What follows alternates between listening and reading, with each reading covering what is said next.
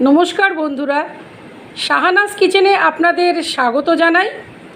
আজ আমি আপনাদের ক্রিসপি ফিশ ফ্রাই এই রেসিপিটা তৈরি করে দেখাবো। রুই মাছের 3টে রিং পিসে নুন, হলুদ আর লঙ্কার গুঁড়ো মাখিয়ে ম্যারিনেট করে রেখেছি। টেবিল স্পুন আদা, রসুন আর কাঁচা লঙ্কার যে পেস্টটা বানিয়ে রেখেছিলাম, এবার সেটা দিয়ে মাছটা ম্যারিনেট করে নিচ্ছি।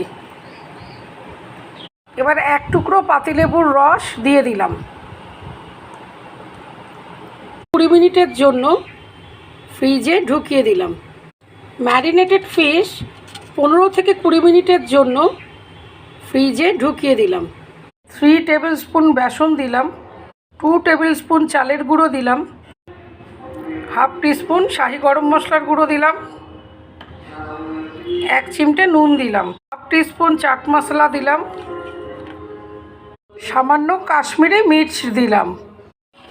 সবগুলো উপকরণকে এবার ড্রাই করে ভালো করে মিশিয়ে নিচ্ছি।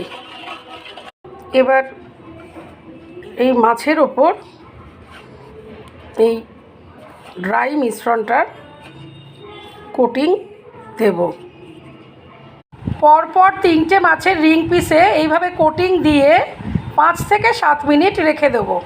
টেবিল স্পুন সাদা তেল ভালো করে গরম করে মিডিয়াম ফ্লেমে এবার মাছগুলো একে একে ভেজে নেব। মাছের পিসগুলোর দুদিকেই 5 মিনিট করে ডিপ ফ্রাই করা হয়ে গেছে। মাছগুলো এবার একে একে তুলে ফেলছি।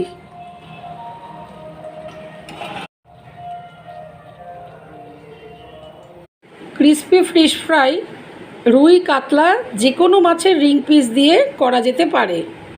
এই ফিশ ফ্রাই ভাতের সাথে, ডাল দিয়ে খাওয়া যেতে পারে, আবার স্যালাডের সাথেও খাওয়া যেতে পারে।